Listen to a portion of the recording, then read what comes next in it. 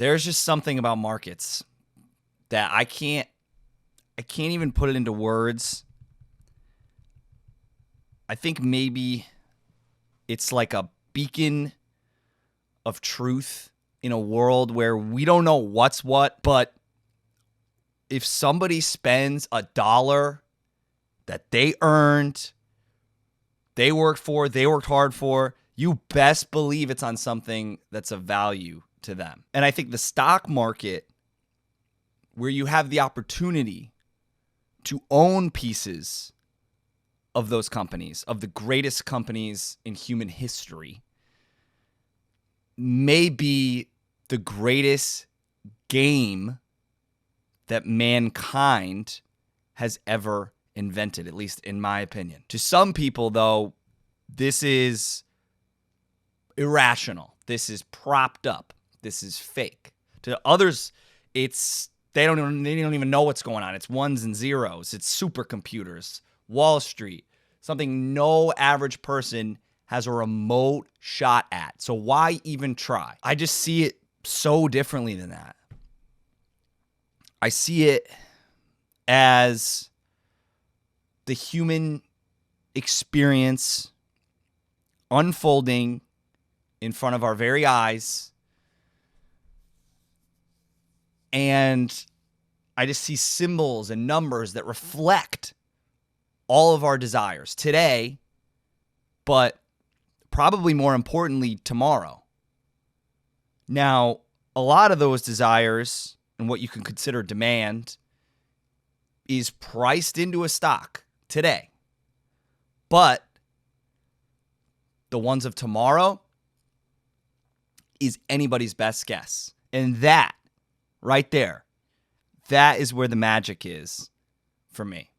Here's a way to take my endless fascination with humans, continue to understand them every single day, and then I'm able to put my judgments to the test with a significant amount to gain and also an amount to lose. There's risk involved, which I also kind of love. For most people, a mix of savings, mutual funds, even index funds is very smart. They would rather set it, forget it. I don't blame them. I think that's probably the path for most individuals. For me, I cannot help but continue to pick my own stocks and trust my own judgment always. And that's how I've always done it. Ever since I was even a kid, I would paper trade with pennies and nickels with my dad on stock prices in the newspaper based on how I felt. Growing up, I would even give my parents stock tips all the time on companies that I thought were fascinating and could grow. Eventually, when I turned 18, I bought my first stock. I think I think it was E-Trade. I don't even remember. They changed so much. E-Trade, Scottrade, all this, everybody. It's been acquired like 5 times, but I remember it. It was Microsoft, and it was like $42 or $43. This is like I want to say 2014. I mean, over the period of those 10, 11 years that I've been doing this, I've somehow been able to outperform most of the time the S&P 500, which I think is rare. That is an accomplishment in and of itself that I'm proud of. I'm going to go ahead, just so you know I'm not BSing you, I'll put a couple screenshots from my account. I'm not like super comfortable doing that, but I'll do it quickly just so, you know, I can at least give some validity to what I just said, because I think that's a pretty bold statement. I don't know how far, it doesn't go back that far, which is kind of annoying, but maybe one day I can dig up some of those other statements and stuff. But clearly, I love this, obviously. If I get a free weekend, sometimes I'll just spend it diving into companies on industries that I feel like could shape our future, find out who are the best ones, who I like the most, you know, analyze their business. I've always been into that. I've always been into business. I went to school for business. I love it. My dream at some point would be to maybe build a fund that performs for everyone and not just the ultra wealthy, not just some hedge fund that nobody has access to. And I think the path potentially to that dream begins today. It begins right here. This is what I call the baby chick. It's something I've wanted to do for years, and I've just never really found the time. I know it takes a lot of time and dedication. I finally was able to do that this year, to sit down and really sort this out. I'm even building a website for it, so you can watch it in real time. I don't know if you'll have any interest in that. I know I will. It's the first public trackable fund that I've built, and it's built to remain throughout the year 2026. I will not be selling or managing this fund. In fact, everything is already locked in place on the website at the end of the trading day on December 31st. Normally, my time horizon for buying a company is huge. It's like a lifetime, at minimum a decade. If I don't want to own something for at least 10 years, I don't buy it at all. I'm not a trader, but I would love to test myself on this sort of annual basis and see how I can perform. Check back here next year. So here we go. This is the baby chick. This is 20 stocks traded and locked. These positions vary in weight, obviously. My challenge is to explain them in a way that is understandable to a wide audience. And to avoid rambling, I'm going to test myself. I'm going to give myself 10 seconds to go over each stock for every percentage point that the stock makes up of the portfolio. So if it's 2%, which is what we're going to start at, I have 20 seconds. If it's 8%, I have 80 seconds. Got it? Let's go. Warning. This portion of the video is for entertainment and educational purposes only. I am not an investment advisor. Please do your own research before making any investment decision. We're looking at AST Space Mobile. I think satellite internet and satellite cellular has the potential to change the world, connect everybody. Think about it as a global cell tower. They have exciting partnerships with AT&T, Verizon. This is insanely stressful. I couldn't even start a sentence because there were only 3 seconds left. MP, the only real US-based rare earths producer. Think of rare earths as some of the most valuable materials in terms of physical AI and the embodiment of robotics. So I have no time. I just have no time. Kratos, I believe the future of defense is going to be unmanned systems, specifically drones. So, with how we are, we're going to need the best stuff. And this is it. Atai, I'm going to be careful with my words here. Psilocybin, MDMA, DMT, these therapies, when conducted properly with a clinical professional, they have profound effects on the brain that we are not even close to fully understanding yet, especially for those who need it the most, veterans with PTSD, social anxiety, depression, people suffering with addiction. I think it's a long road, but I think the commercialization of psychedelics can and will help humanity forever. ASML, in my opinion, by far one of the most important tech companies that we have today. They have a monopoly on lithography. Essentially, this allows them to create the most sophisticated semiconductor nodes that basically allow for all the most advanced chips to be possible.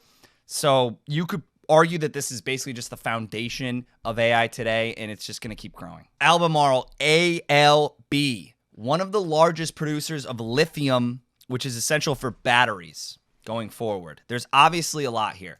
I think solar plus storage as an energy source, super underrated, huge opportunity for the US to feed what is going to be never-ending demand for energy. Similarly, we've got GEV, GE Vernova, spun off of GE. It's their energy department.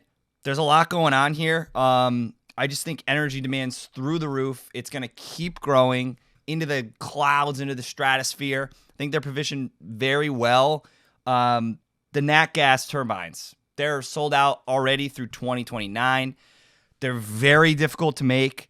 This is the best way to make them with them. I just I think this is just an easy play. Okay, this one's a little more fun. Live. There's nothing like being at a live event. We've been doing it forever, since the beginning of civilization. I don't think that's ever going to change, no matter how good our TVs get. VR is going to get better. I get it.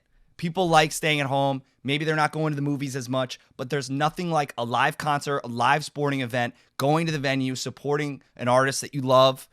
It's one of the best ways I've ever spent my money personally. I've never regretted it. And we have a true monopoly here. Unless they somehow get broken up, this just seems like a win. Coinbase. I'll never forget when I bought my first piece of Bitcoin on Coinbase in like 2013 or something. I had to convince my mom. All right. If you're familiar with crypto at all, you know it goes in waves. So I would normally put this one higher. I'm maybe a little afraid that there might be some kind of cool off. But long term, zooming all the way out, I still think crypto has so much to evolve, and there's so much there that I just can't help but grab it here. I love the company. I love the interface. Okay, Circle. So stable coins. So stable coins, think of them as like crypto, but tied to real money. It sort of bridges the gap. Circle owns and operates USDC, which is the second biggest stablecoin in the world. It's the biggest US stablecoin. There are regular audits on this company, but basically what they do is they back one-to-one a real dollar to a cryptocurrency coin, okay? And so you can trade it quickly and basically without fees, knowing that it's tied to, it's always a dollar. It's not, the price isn't going crazy. So I think there's so much here, and it's going to be adapted over the long term. I'm running out of time here. I could go on about this one. It's an incredible business. Tesla. Probably the hardest stock of the last decade, at least for me, to own. I can't sit here and predict any of these companies' timelines. They're nearly impossible. What I can tell you, though, full self-driving cars, robotics, these are industries, AI, these are industries, autonomy. These are the biggest industries of our lifetime. I don't know when they're going to happen, but I believe they're going to happen, and I believe Tesla is going to be at the forefront, especially when it comes to Elon and his connections with XAI, SpaceX. I understand the valuation is like so rich here. I'm running out of time, but I just have to take... Okay, AMD. I know it's not NVIDIA. It doesn't have to be NVIDIA. I get that it's hard to imagine, but I still feel like we're so in the early innings of AI. We don't even know what we're doing yet. Maybe the first pitch, not even the first inning. I just think this market's going to expand so much faster than NVIDIA can supply. AMD might be number two. It's the clear number two in the most explosive industry of our lifetime. So this is a case where even if they can't carve themselves a bigger slice of the pie is just going to get so big that it probably won't even matter. Apple. This might be the hardest stock of the last few years. I don't know. I'm not sure where to start. I mean, clearly they have one of the most profound and loyal consumer bases of all time. The ecosystem that they've built over all their products is incredible. They have so much cash. Buybacks on buybacks. But for me, it's like, can you just like spend CapEx on something? Have they heard of it? AI? I don't know. The fact that Siri is like my first ever interaction with like a pseudo AI with a voice, and it's about as effective as it was like a decade ago. I still can't get it to do anything. It's embarrassing. It really is, to me at least. I don't know. Maybe they're sandbagging. I don't know, but I got to buy it still. Microsoft, this thing is just a machine. It's enterprise. It's the world runs on Microsoft. Instead of promise of the future, they just deliver. They're delivering today. They're going to deliver tomorrow. Windows, Office, Azure, partnerships with OpenAI. Who knows how long those will last. So much cash. So deeply embedded in our everyday life. I get that it's not sexy. I just think we're in for a productivity boom all around. I think huge waves are coming. And I think Microsoft has just like the biggest surfboard, one of the biggest surfboards, and they're going to ride them. Amazon. I don't know. Prior years, I feel like this would have been a little bit lower, but I've just seen so many of my favorites rise recently. And Amazon's just not getting the love I feel like it deserves. I feel like gangsters move in silence. AWS needed more than ever. I think the long tail of AI hits every single part of their business. AWS, retail, logistics, better ads. I think their retail business is just incredible, and I think it's somehow still underrated. I use Amazon more and more and more every day. I think it goes back to Robinhood too, where like the younger demographics, as they grow older, it just gets more and more of a customer base for you because the new customers become the young demographic. So I think there's just like a lot to love. I'm really attracted to Robinhood, even though I don't even use it. It's clearly huge with the younger demographic, investors under 35, let's say. Just the way they implemented free trading. They have the greatest UI. Like, it's beautiful. It's smooth. It kind of reminds me of Apple a little bit in a way. And I think they're just tenacious in the way that they are constantly growing their product suite from, rookie trading bros to like full bank experience. They have crypto, options, prediction markets. They're doing IRA matches. They have like a cashback credit card now. I think they're planting all the right seeds in all the right places. And I think as their core audience grows older and accumulates more wealth, they're going to become more valuable. And then they're just going to keep growing their piece of the pie with younger audiences that eventually get old enough to be able to do this kind of thing. So I think they're going to become a behemoth. Uber. I think this one might be a little bit of an edgy pick. I don't care. It's all in the valuation. I know I haven't talked about valuation that much. This thing is trading at like 10 and a half times earnings. The market's screaming at you not to buy it. It's growing massively year over year. The whole point here is the risk of Waymo and Tesla. I think it's overstated. I think they're not just going to undercut Uber overnight. I think Uber's biggest cost is the driver. They actually stand a ton to gain with autonomous driving. And then it's another case where I think the pie is just going to grow massively. So I think there's so much fear on Uber right now. They continue to deliver. This is just one that I am going to keep an eye on over the next few years because things could change, but I like them to adapt. TSMC, I know not everybody's going to agree with this. I think it's one of the safer bets today. It's kind of similar to ASML in the sense that it's needed for the best chips.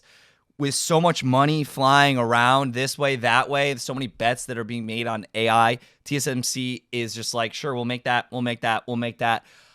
I would watch how these are made because it's completely fascinating. Nobody else can do it anywhere close to TSMC. And so just how far they are, the huge moat they have, it's just going to keep getting wider and wider each year because of how much they can spend in CapEx.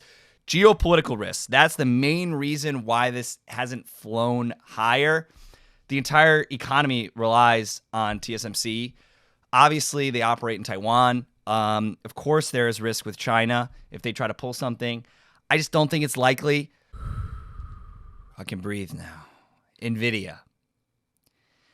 I don't think I realized what I was doing when I first bought NVIDIA. I mean, I had plenty of experience with their GPUs, like building gaming PCs.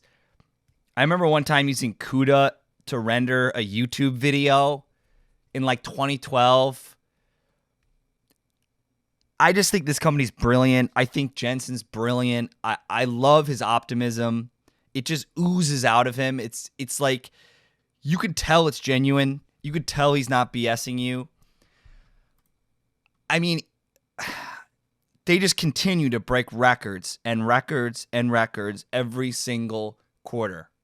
They're like a kraken in the industry. They got tentacles everywhere. They're working with every company. Whoever's models win, they're going to win.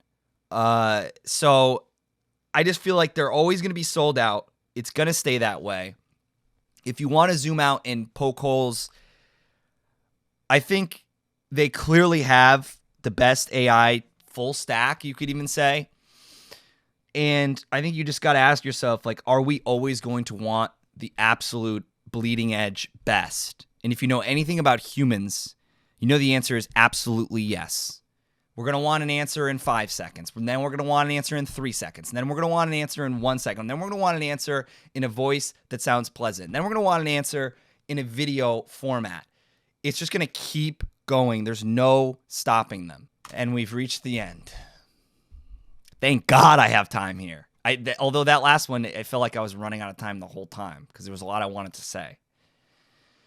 Before I start, you're obviously dealing with someone who his whole life has been made on YouTube, thanks to Google.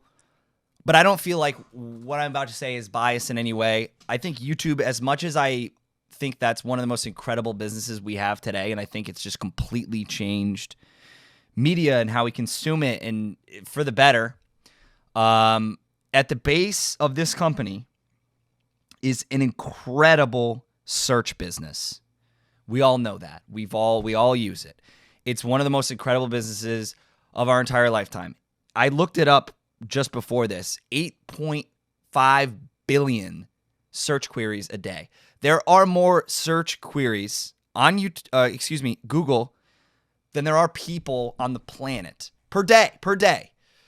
For the last few years, I've loved this stock, but the market really hasn't. And it's taken some heat just because I think the market thinks that AI and ChatGPT are somehow going to put their search business in jeopardy. Like, we're going to inquire another AI like ChatGPT or something and not use Google search with the blue links. I guess I can kind of get that. But the moment, I don't know, it was like a year ago, the moment they successfully integrated the AI overview at the top of search, the moment they did that, I remember my sister, I saw over her shoulder, like she was searching something and then boom, it just gave her an answer. And that's when it hit me, oh, they won. It's over. They know what they're doing. And I think that's how 95+% of people are going to interact with AI. I think it's so deeply rooted in us. It's so habitual to Google search. And I think they figured it out. They maybe took a little bit of time. They were a little bit of patient.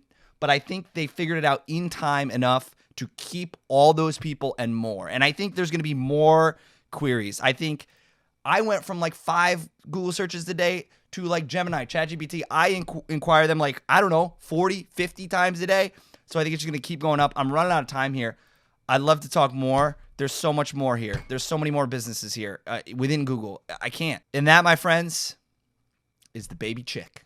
I tried to keep it light and enjoyable and understandable for any audience, really. I can understand if maybe you wanted to hear more specifics about the companies. My process and what I think I can do well is understand industries and which types of products will be in demand, and then apply the company to best fit that. That's sort of how my process works. Maybe you also wanted to hear more about the numbers. I don't know if you feel that way or not. Frankly, you should always vet these things: balance sheets, annual reports, understanding revenue to earnings, stock price, obviously market cap, all that. I think beyond that, I think a lot of the stuff is priced in more so. And I think what's not priced in as much is the vision, is what you can see in the future. Maybe I'm just saying that because I think that's where my strong suits are. So at the end of the day, like, if you're going to ask me an opinion on a company, you're going to get a really wide view, visionary sort of answer. And you're not necessarily going to get a super technical one, because that's just how I am. If you've made it this far, thank you dearly. You're really a unique individual, probably, who either gave me a chance or is actually really interested in this stuff and has a passion for it like I do, or at least just likes listening to somebody who has a passion about something. So thank you so much. I made this for fun. Genuinely, I made it to test myself, to make myself a better investor, because I do this all in real time for myself. So this was really great to kind of scrutinize my portfolio for the year and what I'm thinking about, because, I'm making this public. So of course I care about it a lot. I put a lot of thought and effort into these choices. And lastly, I'll just say I did make this sort of open doors potentially for myself in the case that I do want to do more of this down the road. Maybe not now, but maybe in the future. It's going to be nice to have a record of performance. And who knows? This could be the beginning of something truly amazing and incredible. I could also learn that I can't even outperform the S&P like basically everybody else. But there's no way to know without trying. I saw this the other day. I think you might like it. Action produces information. If you're unsure of what to do, just do anything, even if it's the wrong thing. This will give you information about what you should actually be doing. Thank you all. Bless you guys. Until next time, take care.